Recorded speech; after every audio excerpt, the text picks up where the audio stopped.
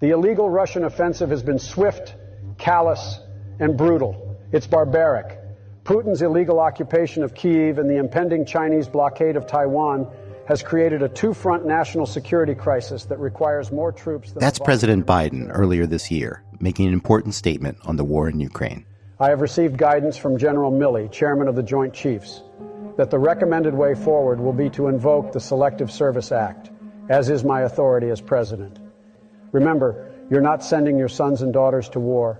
You're sending them to freedom. God bless our troops and God bless Ukraine. Biden is announcing that the United States is reinstating the military draft for the first time in more than 50 years. You don't remember that? Well, it never happened, but it sure sounds like it did. The speech is fake, every word of it synthesized by AI, but that didn't stop it from spreading through social media. Hyper-realistic imitations like this one, enabled by new AI technologies, are called deepfakes. It's scary how easy this kind of thing is to create. And it's only the beginning. These technologies are allowing bad actors to imitate the way we write, the way we speak, and appear in photos and videos. Deepfakes are already being used to trick voters and to defraud people by imitating the voices of family members. For those who work in the field of AI, AI's ability to turbocharge misinformation is their most pressing worry. Misinformation isn't, of course, new. We've already seen its effects on our elections and even on our markets. But large language models like GPT can not only blur the lines between what's real and what's not, but they have the potential to make and spread misinformation at a scale we've never seen before. You used to need an army of online trolls to spread lies. Now, large language models can do the same thing, more cheaply and more convincingly than ever before. The cost of creating misinformation has basically gone to zero. In May, someone posted a deepfake of the Pentagon on fire. It quickly went viral on Twitter. Not long after the markets opened this morning, a disturbing picture and claim suddenly appeared on Twitter. The fake photo was shared by a variety of verified Twitter accounts. It was convincing enough to quickly spook the markets. And the fact that this shaved $500 million off the S&P 500 for a few hours, right, is just scary as anything right now. For a few minutes, the stock market nosedived. Our markets and our elections are extremely vulnerable. In this episode, we're going to talk about what happens when AI says things that aren't true, and what that might mean for society. The question in the age of AI isn't what can we believe in, it's whether we'll be able to believe in anything at all. I'm your host, Gary Marcus, or at least I sound like Gary Marcus, and this is Humans vs. Machines.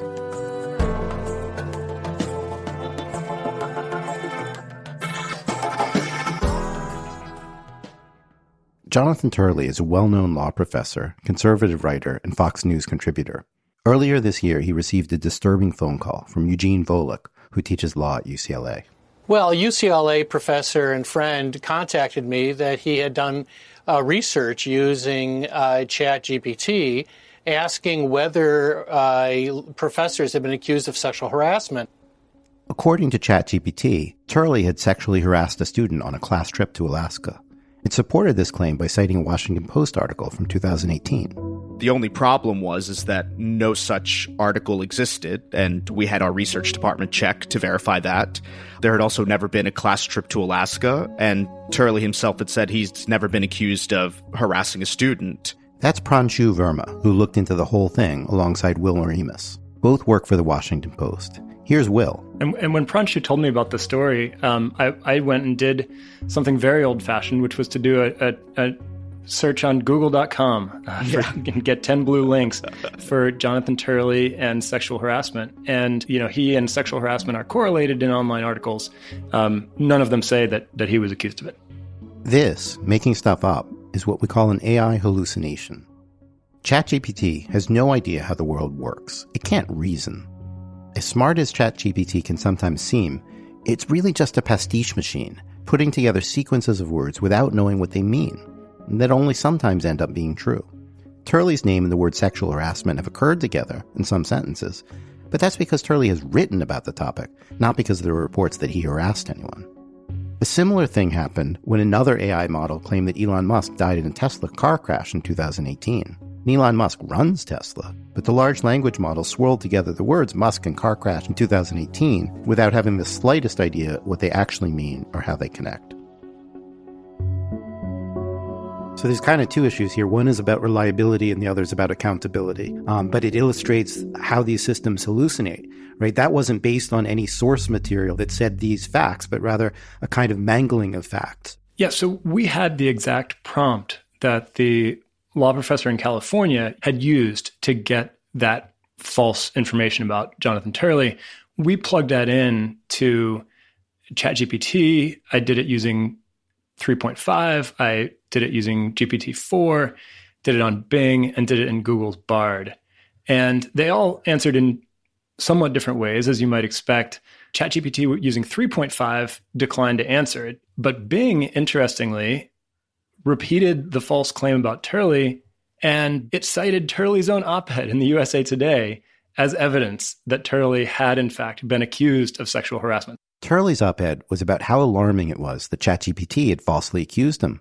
Bing got it exactly backwards. And it was picking up on the initial falsehood amplified via Turley's op-ed in order to repeat and spread that falsehood further. Right. So Turley, in his op-ed, just to be clear, didn't amplify the falsehood, right? He said, this is not true. It's made up. And I'm worried that the system might perpetuate these things. I think so. And Gary, you might know this better than I do. I don't actually know for certain whether Bing is first generating its response and then looking for sources that seem to support it, or whether it's doing a web search and then, aggregating information from those sources. But either way, it's exactly as you said, it's mangling the facts. So you just raised an interesting question too, which is neither of us actually know exactly what's going on in Bing or GPT-4 and so forth. So not only do we have a situation where somebody's been falsely accused and then the evidence has been perpetuated with a reference that was misinterpreted, but we have no idea how it got there. It's like, one AI spits out something that's wrong, and then people write about it, and then the other AI sees the writing about it and draws the same wrong conclusion. We call that an echo chamber effect. In Turley's case may not be the only one. Brian Hood, a mayor in Australia, was accused of bribery. And Hood had played a role in helping to expose a worldwide bribery scandal that was linked to Australia's National Reserve Bank. He had been praised for showing tremendous courage and helping to bring this to light. One of his constituents brought to his attention that when they asked about that episode in ChatGPT, ChatGPT said that Hood had been arrested or convicted in this scandal, in this bribery scandal. It turned Hood into the perpetrator of the scandal rather than the whistleblower. All this might not be so bad if mainstream media outlets weren't using AI to generate news, but they are. CNET, one of the oldest and best-known technology sites, used a large language model late last year to generate dozens of articles, and then found errors in more than half of them. Bloomberg, a giant in financial news, has created its own AI program called Bloomberg GPT to produce news. The website Insider has instructed its reporters to use AI for their work. BuzzFeed fired most of its journalists and shifted to cheaper AI-produced content. So the question becomes, who's responsible when AI hallucinates? So you guys have thought a little bit about the kind of liability and accountability side of this. Like, where does this lead? Where's the, what can the legal process do? Do we need to make changes? How have you thought about that side? The short answer is we don't know. The long answer is that there are a lot of interesting issues. I talked to a couple of people specifically about that question. They said it's interesting. For a defamation case, you need the information to have been published, which means it needs to have been said to someone other than just the person being accused. The legal situation is complicated. In the U.S., in some cases, like with public figures, there has to be something called actual malice. The plaintiff has to prove that the defendant meant to lie or showed reckless disregard for the truth. But chatbots don't have intent. They don't know what's true or not. The legal battles over who is responsible for chatbot errors may be epic. People who are defamed might well have no recourse at all. And the problem only gets more complex on social media. When we talk about misinformation or harmful misinformation on social media, it is really hard to sue the social media platforms for information that their users post because Congress specifically carved out, and they wrote into Section 230 of the Communications Decency Act that a website, an interactive computer service provider is not to be treated as the publisher or speaker of information that's posted by somebody who's using it. So social media platforms like Twitter or Facebook are largely protected from being sued for lies and misinformation on their sites. But what about generative AI? If an AI program defames someone, who's responsible? I've now talked to many lawyers. Does Section 230, could it apply to the makers of large language models and chatbots? Given that it's not a third party posting ChatGPT's response, that's OpenAI's own system that's generating the response. That looks a lot more like first party information that would not be protected under Section 230. Accidental misinformation is a huge problem we'll have to wrestle with. But there's an even bigger threat. Governments, political parties, and bad actors can now create and spread deliberate misinformation. Some people call that disinformation, on a scale we haven't seen before. So when we talk about misinformation, we're usually talking about stuff that is demonstrably false. When we talk about disinformation, it adds an element. It's demonstrably false, and that's on purpose. It's designed to mislead people. You know, there's state actors or there's corporate actors. There's somebody out there who wants to deceive people, and disinformation is the way they do that. Generative AI can make this problem much worse. It makes the quality of misinformation much more realistic, and it also makes it cheaper. I do think that the pace and the quality of some of the disinformation, I think, has increased. And some of it is generative AI, but I mean, combining, the ability to create the content that's believable and then spreading it through groups that I see my family in all the time where misinformation can spread, and them asking me, is this real or is this not? Damaging reputations, even tipping elections, aren't the only threats we face from AI-enabled misinformation. Deepfakes can be created to impersonate anyone's voice, and that's opening the door for a new kind of fraud that's much closer to home. We're starting to see actual scam phone calls happen where people are impersonating people in distress and asking for money, and the voice-generating quality has gotten to a point where it seems believable over a landline. I talked to 2 victims that I had found. One was a very elderly woman in Canada, and, she got a call one day, and there was a lawyer that said her grandson was jailed because he'd been in a car accident, and quickly then put the grandson on the phone, and the grandson said, yes, this is real. I'm in distress and I need X thousands of dollars. And they were very scared. I mean, this was 70, 80-year-old grandparents hearing their grandson talk in distress and being jailed. And they didn't, in the moment, they actually thought, is this a scam? But I remember asking them, well, then what did you say to that? And they said, well, the voice sounded very believable. So what could we say? This was our grandson. And so they actually went out to the bank. And thankfully, in line, there was a bank manager who said some other elderly couple had this similar scam happen a few days ago. So please don't take out your money. You just need maybe $5 and a few minutes of somebody's audio sample to create a somewhat believable clone. What can we do to slow the tide? One person who's been thinking about this for a very long time is Dr. Rumman Chowdhury.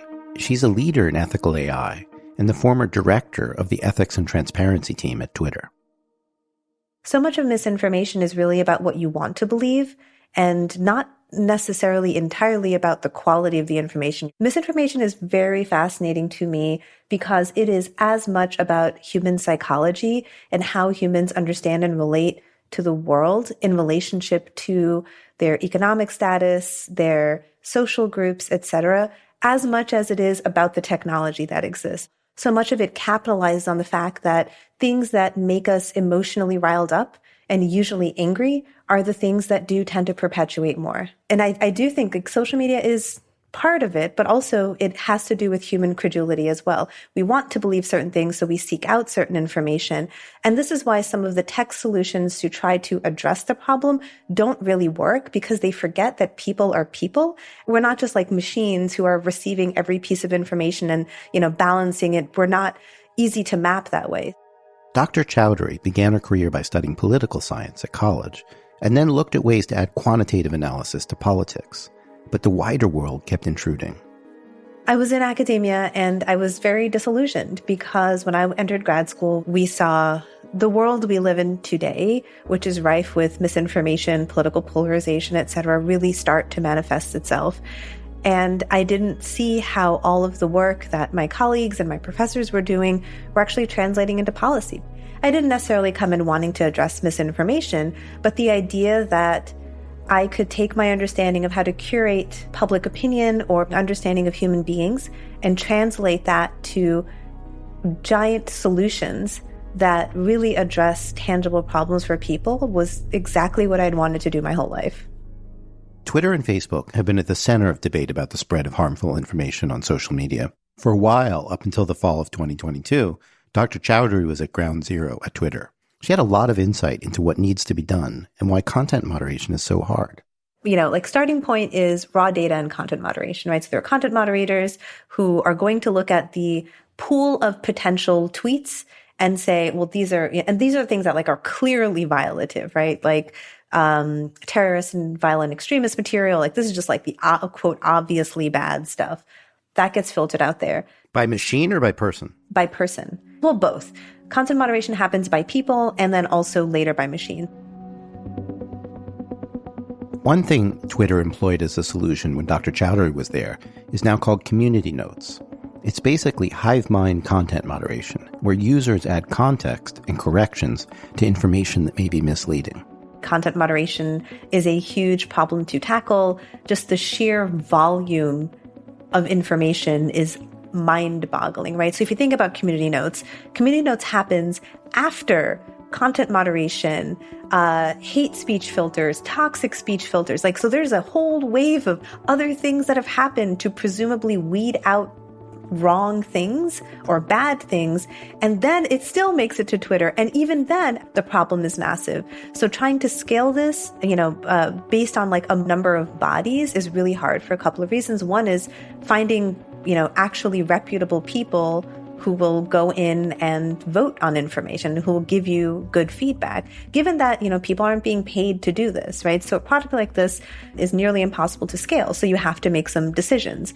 So you have to say, okay, well, what are we going to prioritize? One of the things to prioritize are things that people are just seeing a lot. There are always a lot of limitations to mostly human-based solutions. There was that great essay about a week after Elon bought and took over Twitter, which was haha, you just bought a content moderation business. Do you have any idea what you've done? It was an amazing essay. It is 100% correct. This is never a democratic discourse platform. This is a content moderation platform. And the biggest problem facing just about any very large online platform or search engine is content moderation. At the end of the day, someone is deciding what should and shouldn't be seen. And that's maybe the conspiracy theory way of putting it. But at some point, even if we're going to hide it behind machine learning models, there is some group or party, which is a private-owned for-profit entity, that is deciding what we should and shouldn't see online. And as Dr. Chowdhury points out, misinformation gets spread by different people for different reasons. There are two potential sets of actors, and what their motivation is actually changes your strategy. There's one set of mis and disinformation actors who are the people who believe some sort of information and will continue to spread it. Most of them are actually well-intentioned. We can say whatever we want to say about how smart we think they are, but they think they are doing the right thing. And that is a very different approach from what I'm about to talk about now, which are individuals or actors that are trying to purposely spread fake information. So just to clarify that, my own words, you've got one set of people who hear this stuff and push it out, contributing to the problem unwittingly, and then you have people that are deliberately spreading that. That's the distinction you're making, right? That's exactly right. It's hard to see how humans could ever keep up with the flow of misinformation. One tactic that Dr. Chowdhury took at Twitter was working to combat bots, fake Twitter accounts often controlled by bad actors. We were starting a project towards the end of our Twitter days on doing bot detection. And bot detection is really, really fascinating. There are certain characteristics to bots that made them easier to identify, and maybe generative AI will make it harder to identify. So the idea of a bot farm is actually a very accurate depiction, right? So they are literally... So just explain what a bot and a bot farm is for people who might not know. Yeah, so a bot would be a fake account, often automated, that some malicious actor, so some ne'er-do-well, is actually trying to spread certain false information. So these people are sometimes paid by other entities and organizations to spread misinformation. Running bots is a lot of work, To be effective, bots need to infiltrate online communities and convince people they're real. Some of the bots spreading Russian disinformation in 2016 have been around for at least 2 years, posting stories and commenting on posts in order to earn credibility. That's a lot of effort. You used to need a whole army to make a troll farm. Now you can do it with a laptop. And it's not necessarily in the direct interest of the tech companies to do much about this. After all, sharing, even stuff that isn't true, is the business model of social media. As somebody who has studied democracy, democratic processes, and politics, it is, to me, rather scary that a privately owned company which has profitability incentives has such a sway on literally the future of global democracy. That is an unresolved issue, and I frankly think it's rather frightening. And with relatively little oversight, right? And I guess there's some, but there's not an enormous amount of oversight. Exactly. I don't think there are people sitting at these companies who are just evil people who want to see democracy up. And I think that so many things are driven by the incentives based on the institutional incentives, right? Your entire corporate structure is based on optimization of revenue. Your corporate structure is not built on ensuring democracy is upheld. And just to take the heat off Twitter for 1 second, I mean, we see exactly the same issues with Facebook, right? So Facebook is driven by trying to get eyeballs on their page. They weren't trying to destroy or undermine democracy. They did take a reputational hit for it, but number one goal has always been to maximize eyeballs.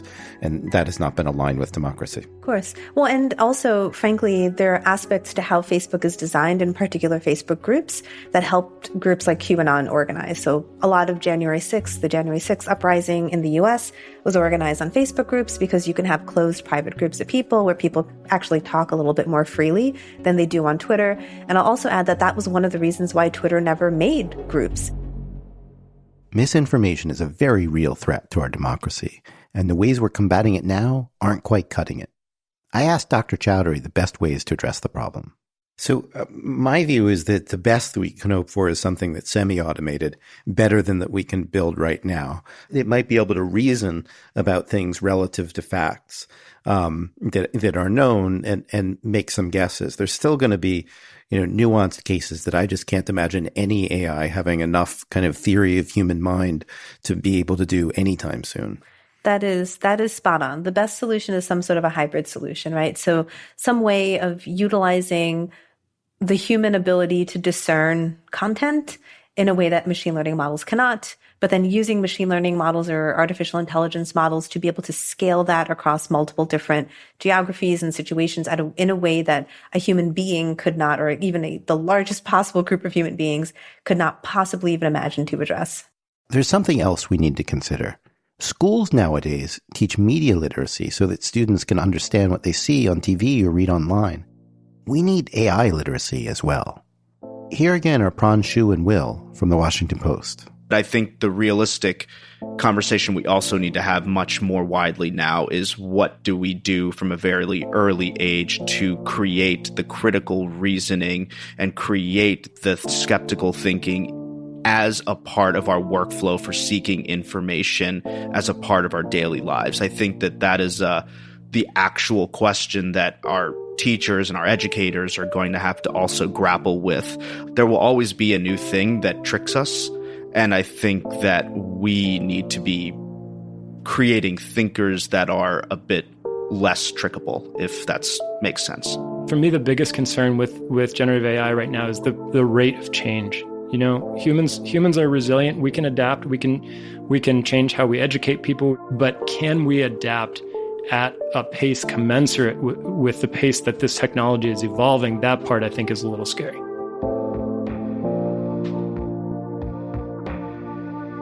On the next episode of Humans versus Machines, we talk about jobs. What does AI mean for them and our economy? There are a lot of workers that are vulnerable right now. You're hearing a lot of anecdotal stories of, a colleague of a colleague losing their job because of this, of studios not hiring more artists that they would have because of AI. And that adds to the kind of fear because there's already a lot of uncertainty. I'm your host, Gary Marcus. And that's next week on Humans versus Machines.